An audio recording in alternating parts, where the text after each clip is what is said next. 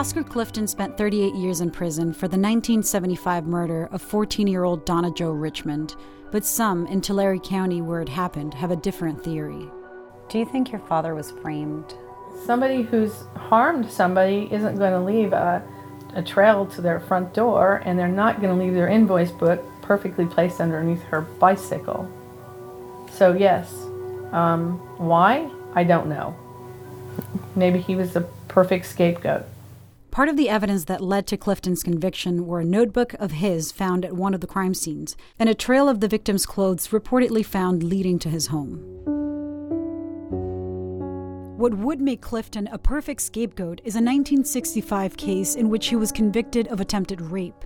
One of the officers who came to arrest Clifton in '65 was the same detective who 10 years later led the investigation and arrested him for the Donna Jo Richmond case. I was 15 years old.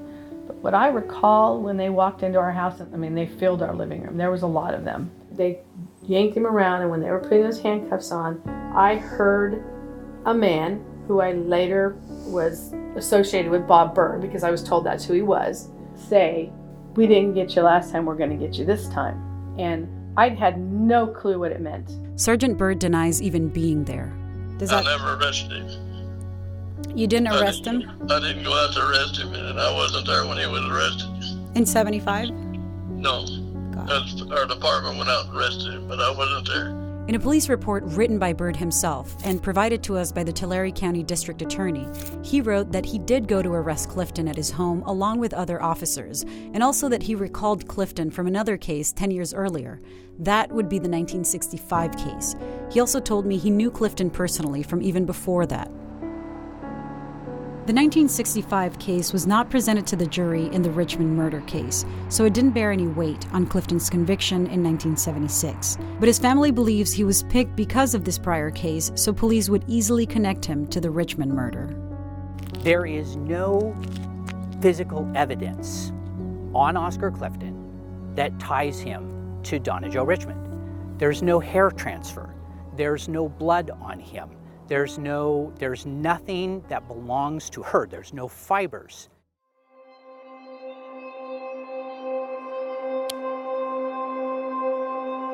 The last time witnesses saw Donna was at 3:45 at her boyfriend's house.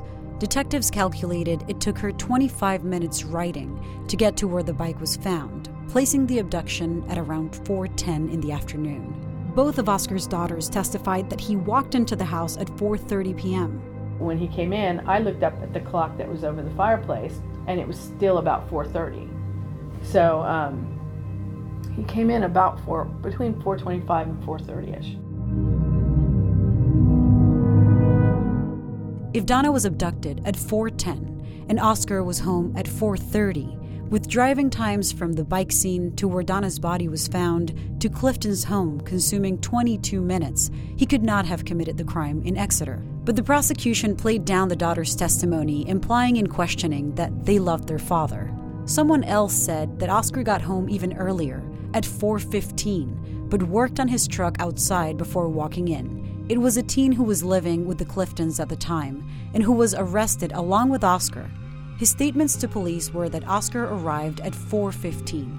He insisted on that time frame and even passed a polygraph saying just that. But the next day, the young man changed his testimony to say that Oscar arrived at 4:45 in the afternoon.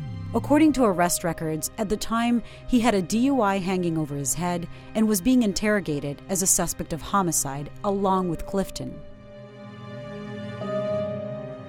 Ignoring Oscar's earlier alibi, which we'll get to, and using the new 4:45 time of arrival at home, when you subtract driving times between the scenes and to his home, as calculated by detectives, Clifton would have had 3 minutes to abduct Donna, get her into his car, get her out of his car, undress her from the waist down, sexually assault her, bash her head, strangle her, and stab her 17 times, then clean himself and his truck up and get rid of any evidence, including hair, blood, fibers, and fingerprints, before getting home. What was his appearance when he came in? The same as when he left. He didn't look any different. He still had on the white sweater and the pants and his shoes. Especially with a white sweater on. There's no way there wouldn't have been blood or dirt I mean, and if there was a struggle, his pants, and like I said, with his brace.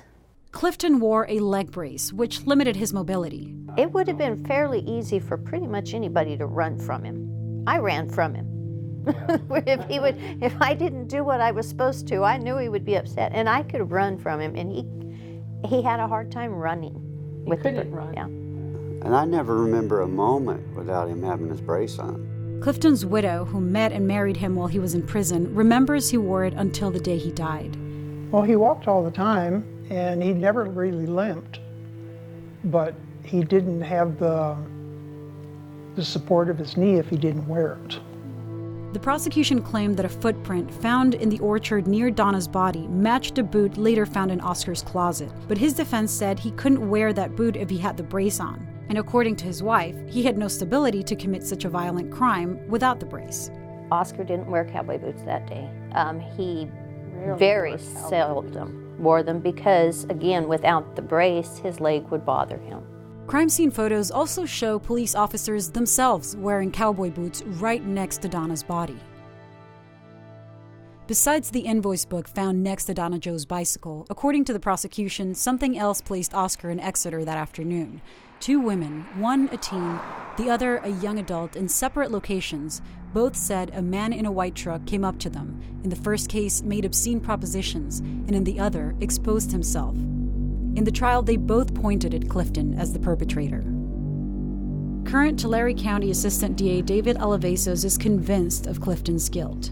So you've got 2 girls that in order to believe this story is valid, you would have to believe that both of those girls lied in court about what happened to them. There's more than one picture that they identified.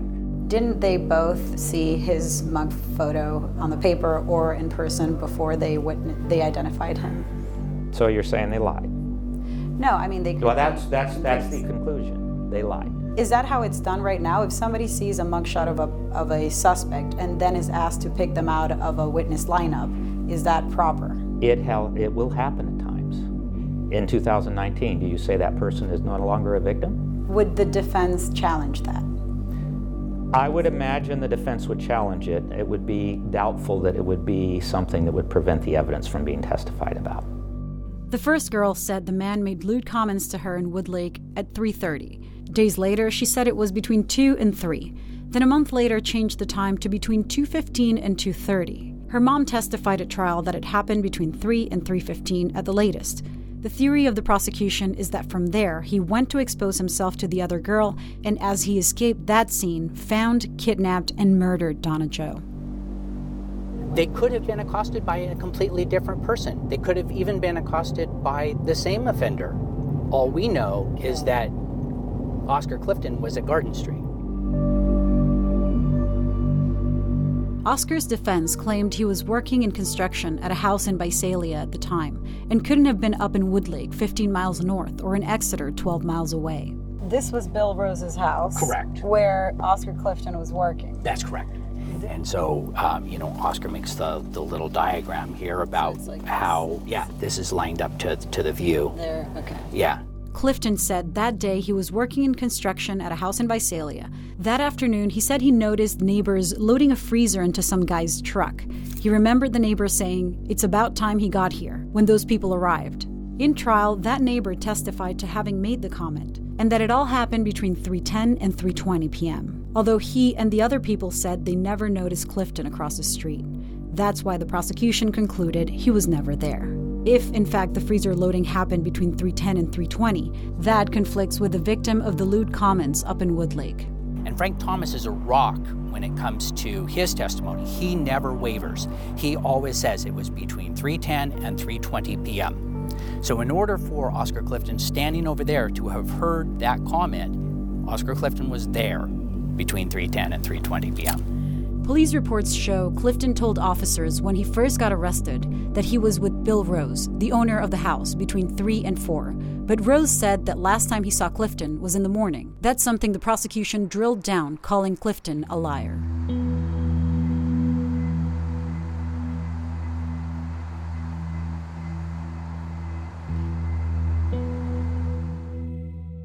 Oscar never stopped fighting his case.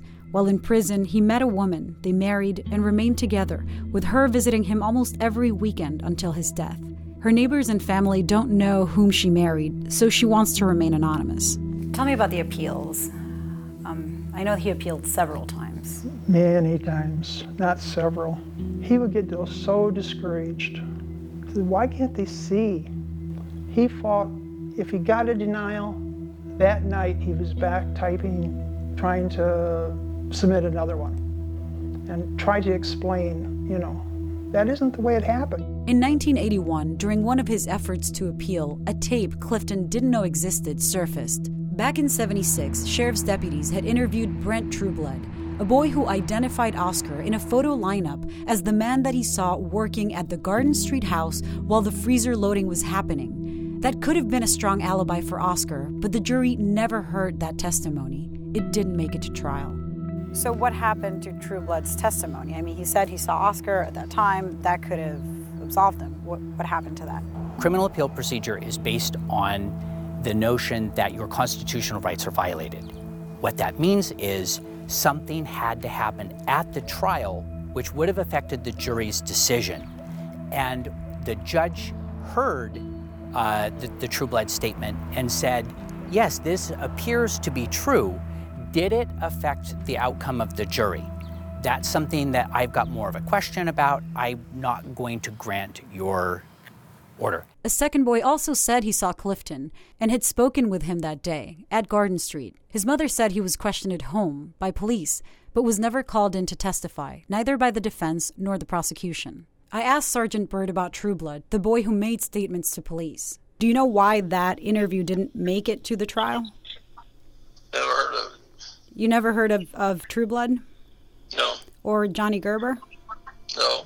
The tape with the boy's testimony was found in a file cabinet at the Tulare County Sheriff's Office. The deputy who interviewed the boy said in court that it was standard practice for him to turn in these tapes over to his supervisor, Bob Bird. Bird testified about it in '81, saying, as he did now, that he didn't remember.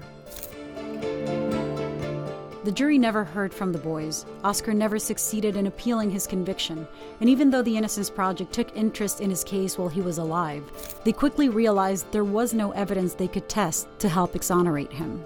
The fact that Bird destroys the evidence before the statutory limits for required preservation, is significant. All of his behavior indicates that he was trying to hide something. How much? That's a question that only he can answer.